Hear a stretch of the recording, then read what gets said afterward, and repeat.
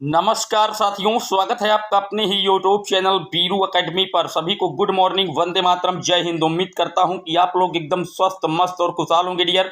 बात करेंगे आज का दैनिक समाचार जो कि रोजगार से रिलेटेड है, शिक्षक भर्ती संबंधित वीडियो होता है। इसके लिए आप चैनल पर अंत तक जुड़े रहिएगा। बात करेंगे पुराने आयोग से भर्ती की जो मांग है वो मुख्यमंत्री जी के द्वारा की जा रही है। मुख्यमंत्री से अपील की गई है कि जो नए सेवा चयन आयोग के गठन को लेकर के आप भर्तियों को रोके हुए हैं, कृपया पुराने आयोग से ही भर्तियां शुरू कीजिए। बात करेंगे आउटसोर्सिंग भर्तियों पर एक बड़ा फैसला लिया गया है। बात करेंगे बीएड पात्रता विवाद को लेकर के आखिरकार सुप्रीम कोर्ट में क्या कुछ देखने को मिल रहा है। बात करेंगे जो शिक्षकों के स्थानांतरण का प्रोसेस है उस पर क्या कुछ हो रहा है। पूरी तरीके से कंप्लीट एनालिसिस करेंगे।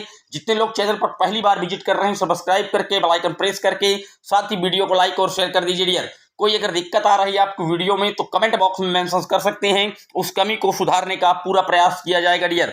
आपकी स्क्रीन पर सबसे पहली न्यूज आप देख सकते हैं डियर। नए चयन आयोग में देरी पर मांगी पुरानी संस्थाओं से भर्ती प्रक्रियाएं। जैसा कि आप जानते हैं कि मुख्यमंत्री जी लगातार ये कह रहे हैं कि नए शिक्षा सेवा चयन आयोग के बाद ही जो भर्तियां होंगी शिक्षा विभाग में, चाहे प्राथमिक में, माध्यमिक में, उच्च में, तीनों स्तरों को एकीकृत करके एक आयोग के गठन की बातें की जा रही हैं और उसी के बाद शिक्षक भर्तियां की जाएंगी। तो यहाँ पर अभ्यर्थियों की ये मांग है। संयुक्त युवा मोर्चा ने मुख्यमंत्री जी को पत्र भेज करके उठाई है मांग। नए चयन आयोग के गठन प्रक्रिया के नाम पर भर्तियां ठप हैं। इस पर क्या कुछ कहा गया है, आइए आपको दिखाते हैं। पुरानी भर्ती संस्थाओं में शिक्षकों की चयन प्रक्रिया के लिए जरूरी कोरम पूरा न होने तथा नए शिक्षा सेवा चयन आयोग के गठन प्रक्रिया के नाम पर शिक्षक भर्तियां ठप हैं। संयुक्त युवा मोर्चा के नए चयन आयोग का गठन होने तक पुरानी चयन संस्थाओं से ही लंबित व प्रसारित भर्तियों की चयन प्रक्रिया जारी रखने की मांग मुख्यमंत्री जी से की गई है। मुख्यमंत्री जी को भेजे पत्र में संयुक्त मोर्चा के जो राजेश सजान जी हैं उन्होंने कहा है कि नया शिक्षा आयोग के गठन से चयन प्रक्रिया में जटिलता पैदा होगी और भर्तियों में अनावश्यक देरी व न्यायिक विवादों में भी वृद्धि हो सकती है।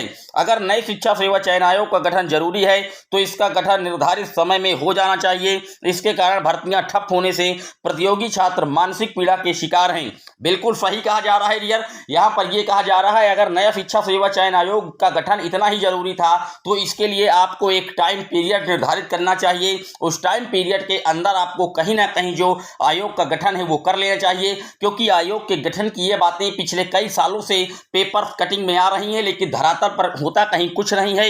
इसकी वजह से अगर बात की जाए तो 9 माह पहले टीजीटी पीजीटी का एक फॉर्म फिल कराया गया था उत्तर प्रदेश में। फिलहाल आयोग के अध्यक्ष और सदस्यों का कार्यकाल नहीं बढ़ाया गया, आयोग पूरी तरीके से भंग हो गया था। उसको देखते हुए आज तक वो परीक्षाएं भी नहीं हो पाई हैं और सरकार बार बार यही हवाला दे देती है कि नए शिक्षा सेवा चयन आयोग का गठन हो रहा है, उसी के बाद बेसिक की भर्तियां आएंगी, उसी से माध्यमिक की आएगी, उसी से उच्च की आएंगी। लेकिन फिलहाल दूसरा कार्यकाल मुख्यमंत्री जी का 1 वर्ष से ज्यादा का बीत गया और अभी तक जो आयोग के गठन की हरी झंडी है वो धरातल पर नहीं देखी जा रही है। तो इसके संदर्भ मुख्यमंत्री जी को एक ज्ञापन प्रेषित किया गया है कि आप पुराने आयोग में ही अध्यक्ष और सदस्य का कार्यकाल निर्धारित करके कम से कम टीजीटी और पीजीटी की जो भर्तियां हैं उनको स्टार्ट कर दीजिए। देखने वाली बात यह होगी कि मुख्यमंत्री जी क्या कुछ लेते हैं इस पर निर्णय, पुराने आयोग पर ही हरी झंडी दे देते हैं या नए आयोग के जो गठन की बातें आ रही हैं उस पर जो कार्रवाई है वो तत्काल प्रभाव से तेज करेंगे डियर। बात कर लेते हैं अगली खबर की। तो अगली खबर आप देख सकते हैं, आउटसोर्स कर्मचारियों को भी न्यूनतम वेतनमान। यह हाईकोर्ट का एक बड़ा फैसला है। यहां पर हाईकोर्ट ने कहा है कि राज्य सरकार अपनी जिम्मेदारी से मुंह नहीं मोड़ सकती। इलाहाबाद हाईकोर्ट की लखनऊ खंडपीठ ने एक अहम फैसले में कहा है कि जो सेवा प्रदत्त एजेंसियों के जरिए रखे गए दैनिक वेतनभोगी कर्मी होते हैं को भी न्यूनतम वेतनमान देने की जो कानूनी बाध्यता है कि जिम्मेदारी से राज्य सरकार मुंह नहीं मोड़ सकती।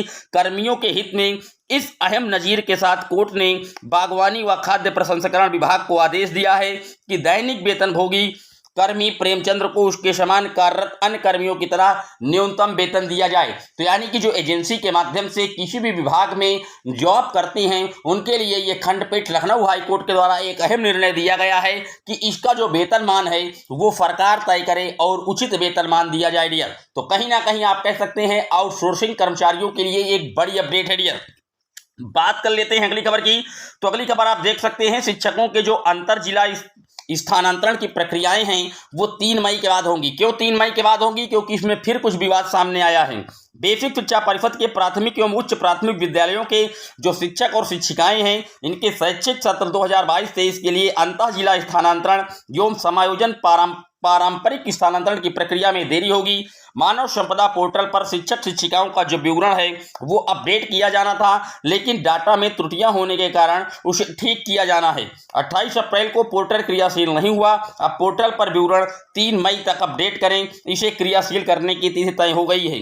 वही बात करें अगर बेसिक शिक्षा परिषद सचिव प्रताप सिंह बघेल जी की, तो बेसिक शिक्षा अधिकारियों को पत्र भेजा गया है। कहा गया है कि स्थानांतरण समायोजन की जो कार्रवाई है वो राष्ट्रीय सूचना विज्ञान केंद्र लखनऊ के माध्यम से 28 अप्रैल से प्रारंभ हो जाएगी। तो देखने वाली बात यह होगी कि जिले के अंदर जो स्थानांतरण है वो आखिरकार क्या 3 मई से स्टार्ट होता है, या कहीं ना कहीं इनमें आप कह सकते हैं वरिष्ठता की जो सूची को लेकर के पूरा विवाद उत्पन्न होगा। बात कर लेते हैं अगली खबर की। तो अगली खबर आप देख सकते हैं, शिक्षकों की जो वरिष्ठता के बाद अब तबादले में भी पेंच। 28 अप्रैल से शुरू होनी थी प्रक्रियाएं, अब 3 मई के बाद होगी। प्राथमिक विद्यालयों के शिक्षकों में काफी नाराजगी है डियर। ये वही मैटर्स है जिसमें आप जान रहे हैं कि कहीं ना कहीं जो वरिष्ठता सूची है उसमें कुछ हेर फेर हुआ है, कुछ गड़बड़ियां आई हैं। उसी की वजह से अब जो इसका स्थानांतरण है वो 3 मई के बाद होगा। बात कर लेते हैं कहीं ना कहीं बीएड पात्रता विवाद की।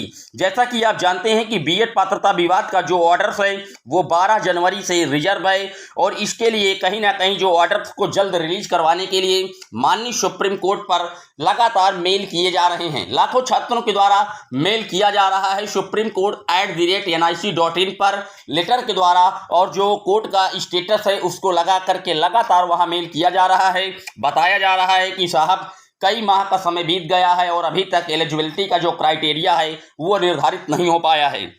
इसकी वजह से कई राज्यों में जो शिक्षक भर्तियां हैं पूरी तरीके से प्रभावित है। कई प्राथमिक विद्यालय शिक्षकों के विहीन हैं, क्योंकि अभी कुछ राज्य ऐसे हैं जो इस प्रक्रिया की वजह से शिक्षक भर्ती नहीं ला रहे हैं। जैसे उत्तर प्रदेश की बात कर ली जाए तो उत्तर प्रदेश में मुख्यमंत्री जी यही कह रहे हैं कि जब बीएड वर्सेस बीएसटीसी केस का निर्धारण हो जाएगा, उसके बाद नई शिक्षा सेवा चयन आयोग के बाद यूपी टेट होगा, और उसके बाद कहीं ना कहीं नई प्राथमिक शिक्षक भर्ती आएगी। मैं आपको बता दूं, जो जज महोदय हैं जस्टिस अनिरुद्ध बोस जी, उनको कोविड हो गया था, जिसकी वजह से वो कहीं ना कहीं फिजिकल रूप से माननीय सुप्रीम कोर्ट में उपस्थित नहीं हो पा रहे हैं। वो वर्चुअल रूप से ही अपना कार्य भी कर रहे हैं, ऑनलाइन, यानी कि वो सुप्रीम कोर्ट में जो काम है वो ऑनलाइन घर बैठे ही कर रहे हैं। अभी अब स्वयं जो है सुप्रीम कोर्ट पर नहीं जा पा रहे हैं, लेकिन उम्मीदें काफी ज्यादा बढ़ चुकी हैं, क्योंकि दबाव माननीय सुप्रीम कोर्ट पर भी लगातार बढ़ाया जा रहा है जीमेल्स के माध्यम से कि सर इसका जो रिजल्ट है डिलीवर्ड कीजिए माननीय सुप्रीम कोर्ट के द्वारा।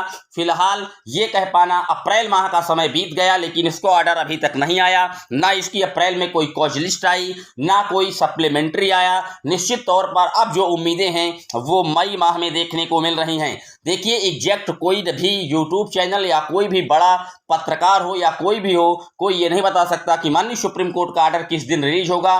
फिलहाल वो केवल एक अनुमान लगाते हैं तथ्यों के आधार पर। तो अब कहीं ना कहीं जो इसका अनुमान है वो यही है कि इस तरीके की जो अकाउंट्स पर लगातार कहीं ना कहीं डाटा भेजा जा रहा है माननीय सुप्रीम कोर्ट पर, जीमेल किया जा रहा है। 2 मई तक लगातार वहां पर मेल किए जाएंगे, लाखों की संख्याओं में वहां पर मेल माननीय सुप्रीम कोर्ट पर लगातार दबाव बन रहा है। उम्मीद यही है कि मई माह में इसका जो फाइनल ऑर्डर है वो माननीय सुप्रीम कोर्ट के द्वारा डिलीवर कर दिया जाएगा। उम्मीद करता हूं कि आपको वीडियो अच्छा लगा होगा। जितने लोग चैनल पर पहली बार आए हैं सब्सक्राइब कर लीजिए। इस चैनल पर आपको सबसे पहले सटीक और ऑथेंटिक खबर दी जाती है। फिर मिलेंगे एक और वीडियो में, तब तक के लिए जय हिंद, जय Bharat, love you guys, Vande Mataram.